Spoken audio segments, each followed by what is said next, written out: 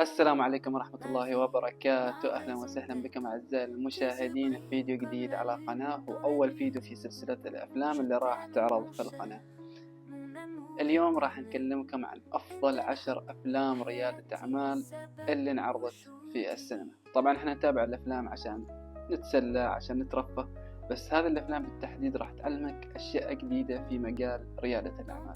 بس في البداية إذا كنتم مشتركين في القناة فانزلوا تحت واشتركوا وفعلوا جرس التنبيهات عشان توصلكم مقاطع الفيديو أول بأول. ونبدأ الفيديو.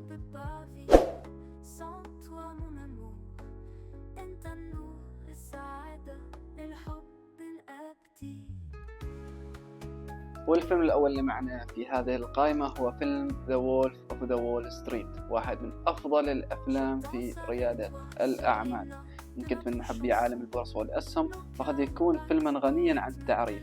يحكي هذا الفيلم مذكرات رجل الأعمال جوردن روس، وهو سمسار سابق من أصول يهودية، واتهم بعدة جرائم مالية بسبب تلاعبه في سوق الأسهم، وصنفته الولايات المتحدة الأمريكية النصاب الأشهر في عالم البورصة الأمريكية، حتى حكم عليه بالسجن لمدة 4 سنوات. هذا الفيلم رائع جدا وقصته رائعة والأحداث اللي فيه كلها رائعة، فأنصحكم تشوفوه. أما عن الفيلم الثاني اللي معنا في هذا القائمة لهذا اليوم Pirates of Silicon Valley. إن كنت من محبي التكنولوجيا ومنتجات أبل ودائما ما تدخل في نقاشات طويلة مع محبي منتجات مايكروسوفت، فهذا الفيلم سيكون ممتعا له، لأنه يحكي بداية ظهور عملاقي الأعمال والتكنولوجيا ستيف جوبز وبيل جيتس، عن طريق سرد حكاية كل منهم منذ أن كانوا طلبة جامعيين ونضالهم من أجل إحداث تغيير في عالم التكنولوجيا، والعواقب التي صادفت كل منهم، والقرارات المصيرية التي اتخذت. ويرى الفيلم أيضا المعركة الطاحنة التي دارت بين أبل ستيف جوبز ومايكروسوفت بيل جيتس، وكيف استطاع الاثنان امتلاك الشريحة الأكبر في السوق. فيلم رائع، أنصح أصحاب الشركات الصغيرة واللي يفكر يفتح شركة أن يتابعه.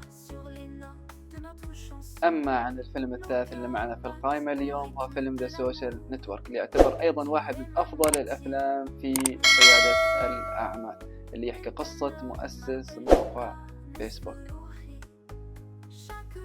يحكي هذا الفيلم قصة مارك، أصغر ملياردير في العالم، اللي أسس شركته من غرفة سكنه الجامعي في هارفارد، وكيف وصل مارك إلى فكرة فيسبوك، وأن بداية الفكرة كانت ناتجة عن ترك صديقته له قبل حفل الطلاب، وانتقاما لهذا قرر اختراق قواعد بيانات جامعته لكي يستطيع أي شاب الحصول على الفتاة التي يريدها من أجل الحفل، مما عرضه للمعاقبة والمراقبة الأكاديمية لمدة 6 أشهر. فيلم رائع مليء بالأحداث، وأنصح الجميع بمشاهدته. أما عن الفيلم الرابع معنا في هذا القائمة لهذا اليوم فيلم فاوندر، واحد من أجمل الأفلام في ريادة الأعمال. فيلم فاوندر واحد من أكثر الأفلام متعة لمحبي الأعمال وحتى مشاهدة الأفلام. يحكي الفيلم قصة نجاح راي كروك، رجل الأعمال الأكثر نفوذا في الولايات المتحدة الأمريكية، وصاحب الفضل الأول لظهور سلسلة المطاعم ماكدونالدز، وكيف حققت نجاحا باهرا وجعلها من أكثر العلامات التجارية شهرة في العالم. هذا الفيلم يحمل رسائل كثيرة لمحبي التسويق، وكيف يمكنك أن تبتكر فكرة منتج بسيط وتبيعها بسعر معقول لكل فئات الجمهور، بالإضافة لدروس كثيرة في التفاوض مع الأفراد والشركات. فيلم شيف، إذا كنت تعاني من عدم التطور الوظيفي أو أن مديرك في العمل يرفض أي أفكار إبداعية تساعد الشركة أو العمل على التطور، فهذا الفيلم قد سلط الضوء على مشكلتك. يروي فيلم قصة كارل كاسبر الذي كان يعمل في مطعم مرموق وفخم في نيويورك، لكنه يستقيل من هذا المطعم بسبب رفض مديره ومالك المطعم لنزاهته الإبداعية، فيعود مجددا إلى مسقط رأسه، ولكن بعزيمة كبيرة لافتتاح مطعمه ومشروعه الخاص، ومن أجل النجاح برؤيته الإبداعية الخاصة. فيلم رائع، أنصح الكل بمتابعته.